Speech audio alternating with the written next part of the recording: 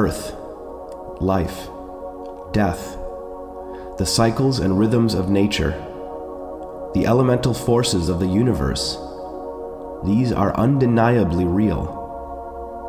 Like it or not, we humans have always been in an inescapable relationship with a reality that we could neither fully predict nor control. And given the nature of our brains, there's one thing that people in every culture and throughout history have instinctually done. We've used metaphors and analogies to understand and relate to that which is unavoidably, undeniably real and/or mysterious. We can't not do this. Consciously or unconsciously, we will always interpret via metaphors. All images and concepts of God are more or less meaningful interpretations and personifications. And it didn't take a genius to figure out that if you trust or have faith in what is ultimately inescapable, your life works better than if you judge or resist what is real. This is not theological rocket science.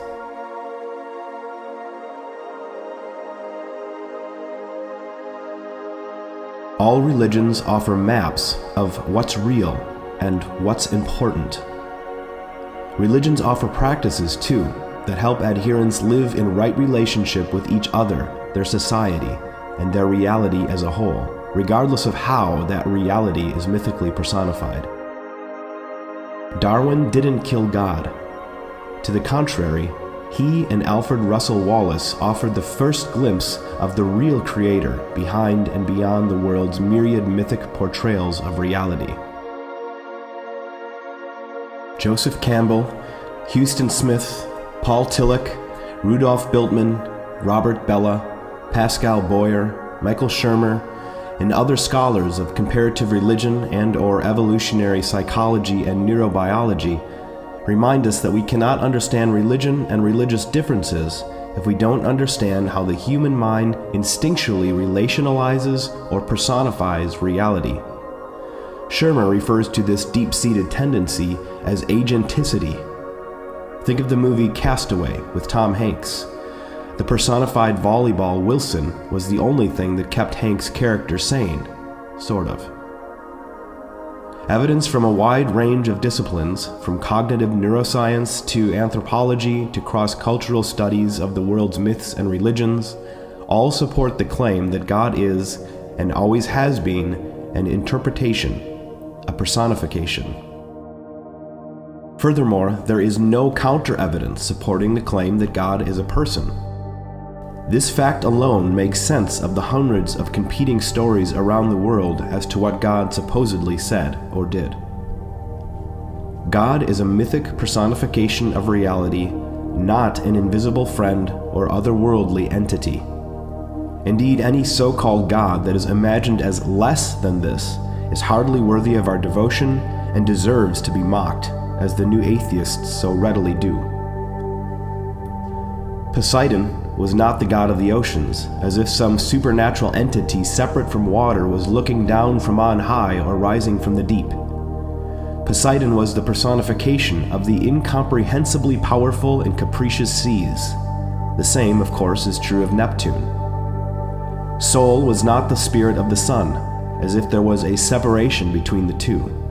Sol was a proper, reverential name for that seemingly eternal, life-giving source of heat and light, and occasionally a life-taking source in times of desperate drought. By saying Sol or Helios or some other proper name, our ancestors experienced this reality as a thou to be related to. Whenever any story or any scriptural passage claims that God said this or God did that, what follows is always an interpretation. Specifically, an interpretation of what some person or group of people thought or felt or sensed or wished reality, life, the universe was saying or doing, and almost always as justification after the fact or to make a theological point. Such subjectively meaningful claims are never objective measurable truth. In other words, had CNN or ABC News been there to record the moment of divine revelation, there would have been nothing out of the ordinary or miraculous to report on the evening news. Nothing other than what was coming out of someone's mouth or pen or whatever folks wrote with back then. If we fail to grasp this, not only will we trivialize the very notion of the divine, but more tragically still, we will miss what reality is saying and doing today. How is the world made? Why do earthquakes, tornadoes, and other bad things happen? Why must we die? And why do different people answer these questions in different ways? The big questions that children have always asked and will continue to ask cannot be answered by the powers of human perception alone. Ancient cultures gave so-called supernatural answers to these questions, but these answers were not truly supernatural. They were pre-natural. Prior to advances in technology and scientific ways of testing truth claims, factual answers were simply unavailable. It was not just difficult to understand infection before microscopes brought bacteria into focus. It was impossible. Without an evolutionary worldview, it is similarly impossible to understand ourselves, our world, and what is required for humanity to survive.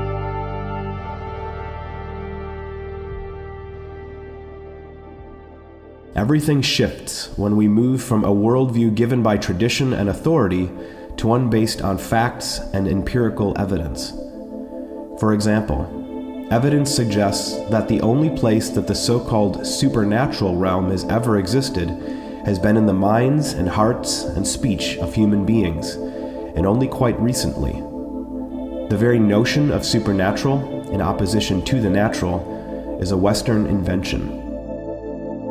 The supernatural realm only came into being as a thought form after we began to understand things in a natural, scientific way. Only when the concept of the natural emerged was it deemed necessary by some to speak of the supernatural, that which was imagined to be above or outside of nature. As we have collectively learned ever more about the natural, the supernatural has become ever less. After all, supernatural and unnatural are synonyms. Anything supposedly supernatural is, by definition, unnatural. And most people find unnatural relatively uninspiring when they really stop and think about it. It should not surprise us that young people en masse are turning their backs on religion, and that the new atheists are riding bestseller lists when the gospel, God's supposed great news for all of humanity, is reduced to this: an unnatural king who occasionally engages in unnatural acts sends his unnatural son to earth in an unnatural way. He's born an unnatural birth, lives an unnatural life, performs unnatural deeds, and is killed and unnaturally rises from the dead in order to redeem humanity from an unnatural curse brought about by an unnaturally talking snake. After 40 days of unnatural appearances, he unnaturally zooms off to heaven to return to his unnatural father, sit on an unnatural throne, and ultimately judge the living and the dead. If you profess to believe in all this unnatural activity, you and your fellow believers get to spend an unnaturally long time in an unnaturally boring paradise, while everyone else suffers an unnatural, torturous hell forever.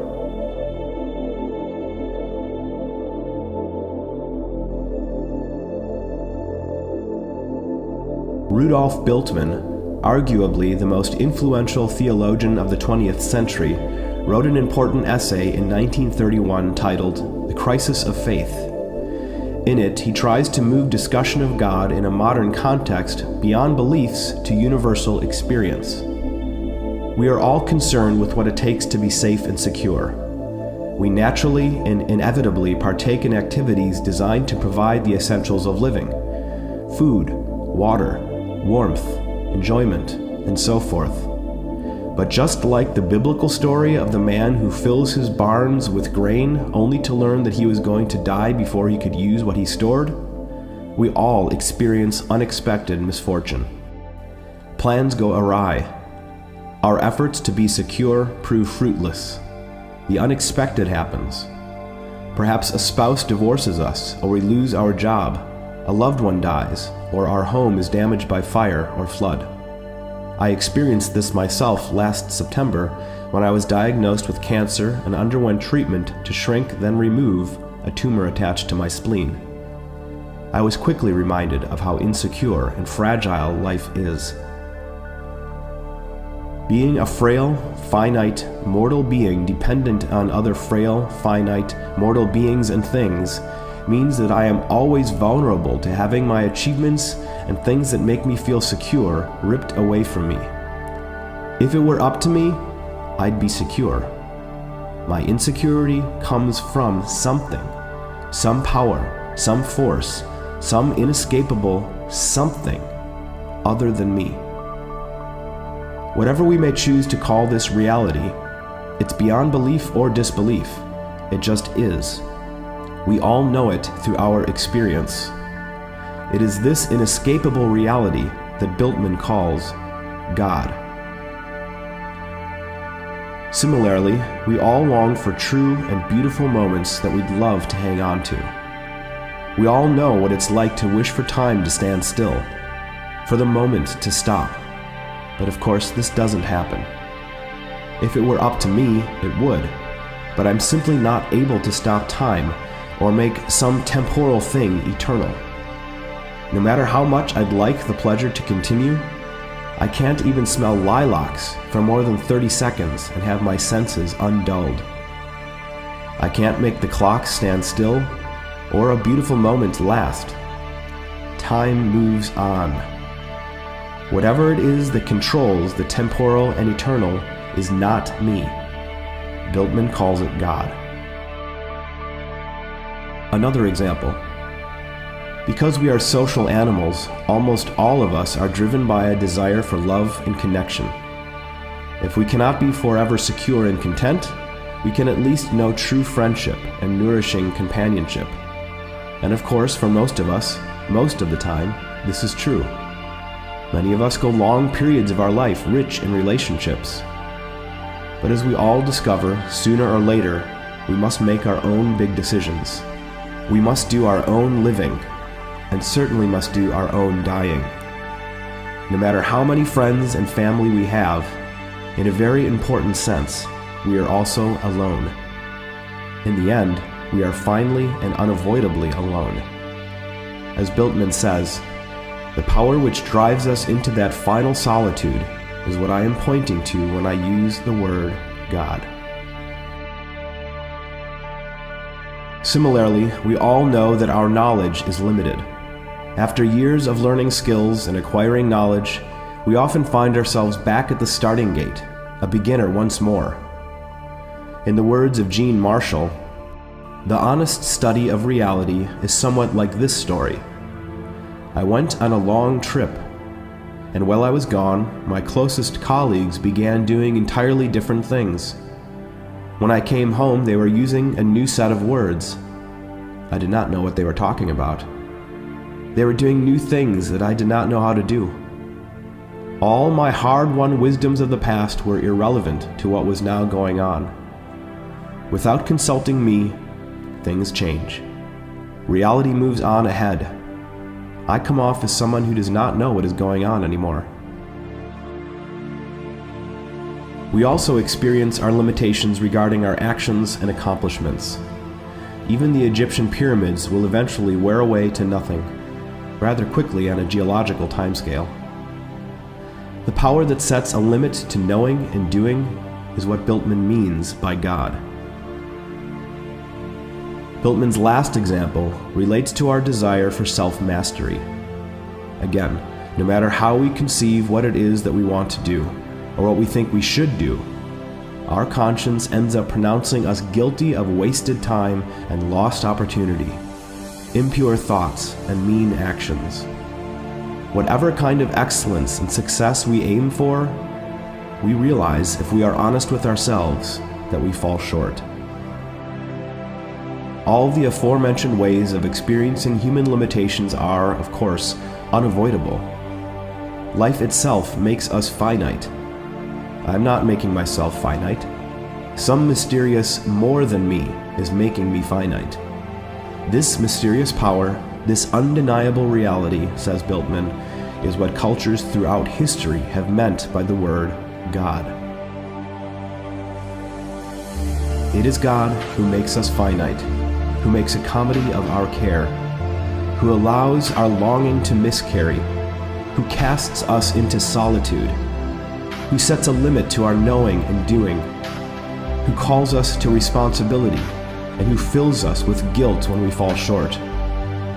But it is also God who allows us to experience the gift of life, who drives us to care, who fills our hearts with love and trust and gratitude, who gives us knowledge and the strength to work, and who blesses us with the seemingly never-ending dance between self-interest and responsibility to others. Now Bultmann has focused our attention. We see an enigmatic power operative in our everyday lives, giving us our life and all good gifts, yet also limiting us in nearly every conceivable way, and finally, taking our lives away. This is real life. This is reality as it really is, whether or not we like it. There can be no argument whether or not this reality exists. If you don't want to call it a power, call it a force, an up-againstness, or simply the universe as it really is. As Bultmann points out in his essay, we are not talking about some metaphysical idea here.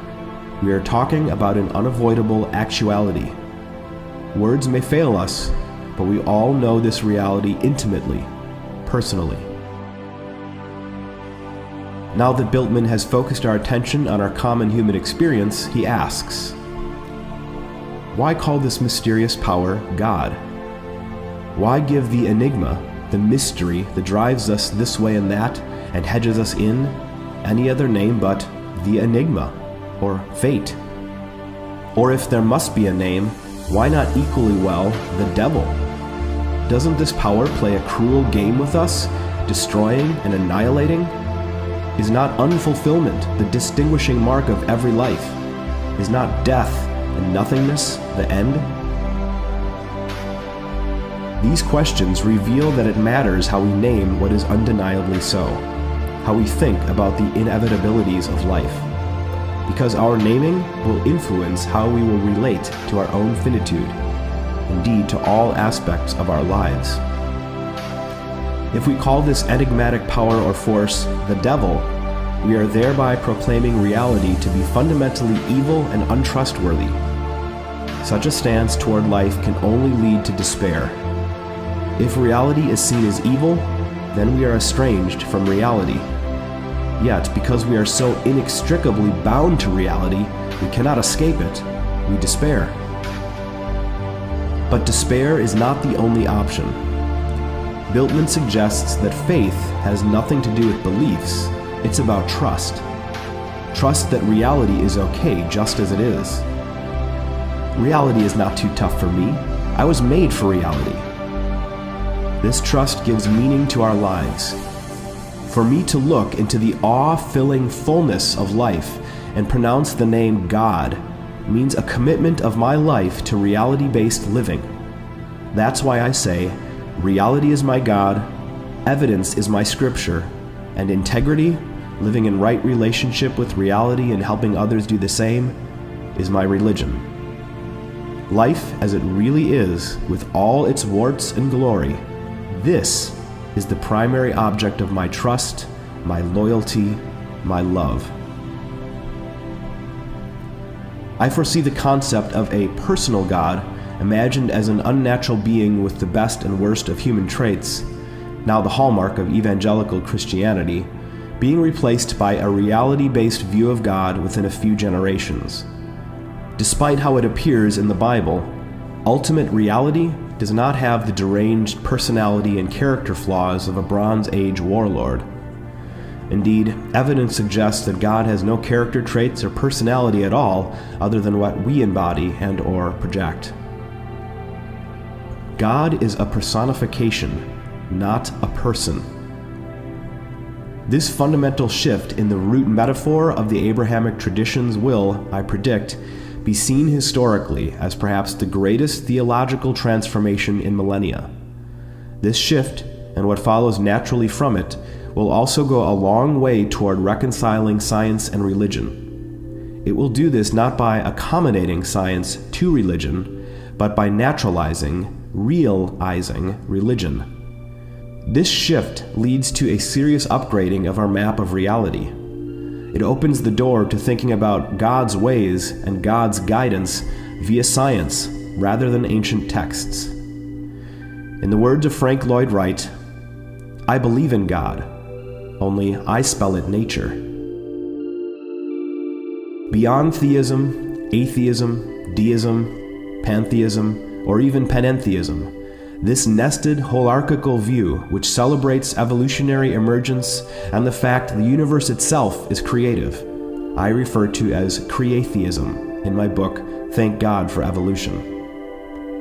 However we may refer to it, I believe this evidence-based perspective can move us beyond old arguments and into a new world pregnant with fresh possibilities.